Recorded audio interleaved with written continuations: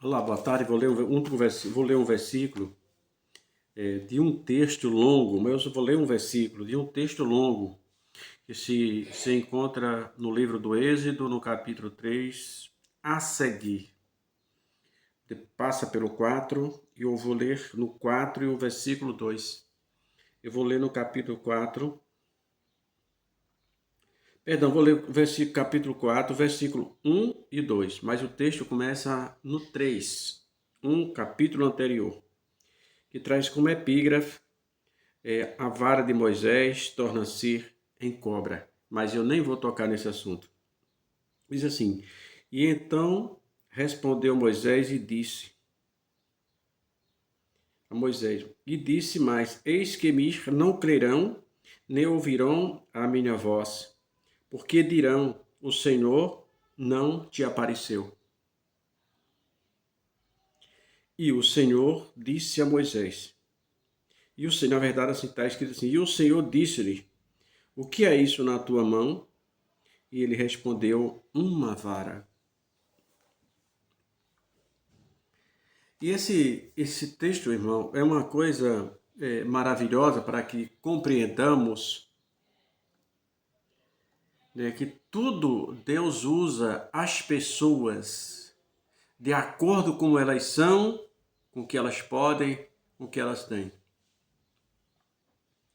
Eu vi até uma vez um certo pregador falando daquela passagem de Davi e do Golias, e ele se referiu às armaduras de Saul, que Saul colocara em Davi, e que Davi não conseguia andar com aquelas armaduras.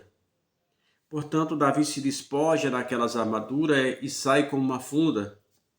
E o preleitor daquela noite dizia que Davi não usou aquela roupa, porque Davi, o cristão, não usa as vestes de um desviado. Então o motivo era aquele. Só que, na verdade, as armaduras elas são feitas sobre medida. E Saul era um homem dos maiores, de maior estatura entre os israelitas daquela época. O de maior estatura era Saul. Então uma armadura feita para Saul jamais se adequava a um jovem, a um mancebo, a um rapaz de pequena estatura por causa da sobremedida e o sobrepeso. Então, o fato de Davi não ter usado aquela armadura não se tratava de Saul estar desviado ou não. Se tratava de os instrumentos, eles são adaptados na sua individualidade. Então, Deus usa cada um com aquilo que ele sabe fazer. E aqui Deus fala com Moisés. Moisés faz vários questionamentos, até porque ele conhecia o poder que tem um rei. Moisés sabia, Moisés era um príncipe criado como um filho do rei, do faraó, criado para ser rei, e ele temia muito por conhecer o poder que tem um rei. E o Senhor diz a ele, e disse-lhe, e o Senhor disse-lhe, o que é isso na tua mão? Uma vara. O que é que podemos compreender? Deus vai te usar do jeito que você é, dentro das suas possibilidades. O que é isso que tu tens na tua mão? É com isso daí que virá a tua vitória.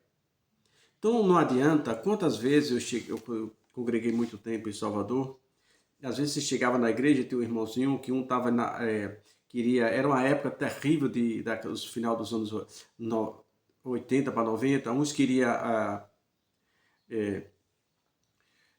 pregar como Napoleão Falcão, outros queriam imitar Takayama, outros queriam imitar Gilvan Rodrigues, e daí por diante, mas você via que essas pessoas estavam deixando de ser elas mesmas.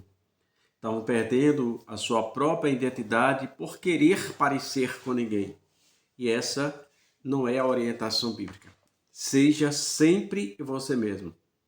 Seja sempre você mesmo em qualquer circunstância. Não importa. Deus disse para Moisés, o que é isso que tu tem nas mãos? E para nós hoje, como é que funciona? Talvez a pergunta para nós, o que é isso que tu tem nas mãos? você pode mostrar, eu tenho a palavra de Deus. Pois é através dessa palavra de Deus, através da sua simplicidade, da sua humildade, que Deus pode fazer grandes obras com você. Eu não digo que ele vai, eu digo que ele pode, porque ele não é sujeito a mim, nem a ninguém. Lembro-me que quando congreguei um tempo na cidade de Bom Jesus da Lapa, tinha um irmão que pouco falava, não gostava de ter oportunidade de púlpito, mas era um nato evangelista, pessoal.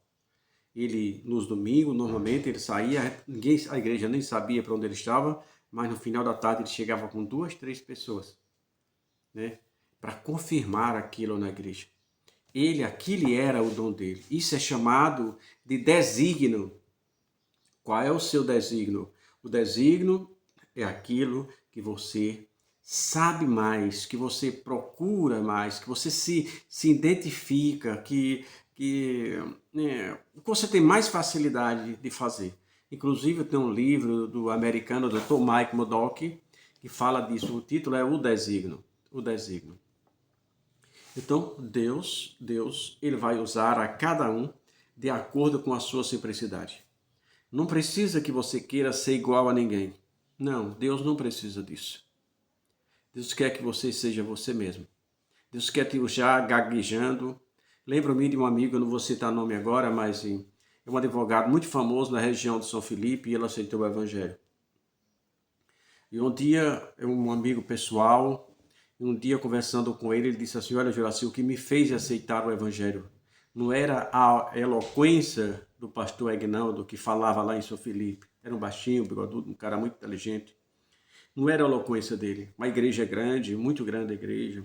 Ele disse, mas o que me fez aceitar foi ver pessoas que não sabiam sequer ler direito, enfrentar uma igreja grande daquela, lia um versículo gaguejando, mas lia, e dava uma palavra que eu não compreendia. Então, os métodos que Deus usa são completamente diferentes.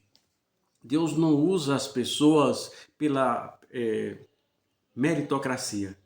Ninguém teria nada pela meritocracia, pois todos somos falíveis, todos somos pecadores. E a Bíblia diz que destituídos estávamos da glória de Deus. Então pense nisso. O que é que tu tem na tua mão? Se tu quer fazer alguma coisa, faze-o agora enquanto tu podes fazer. Não deixe para amanhã, não deixe para amanhã. Se tu fizeste alguma coisa boa ontem, hoje tenta aperfeiçoá-la para tentar fazer melhor ainda.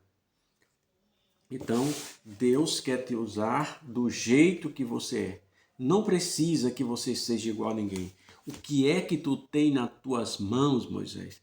Pois é através do que tu tem nas tuas mãos que Deus te dará a vitória. Pense nisso.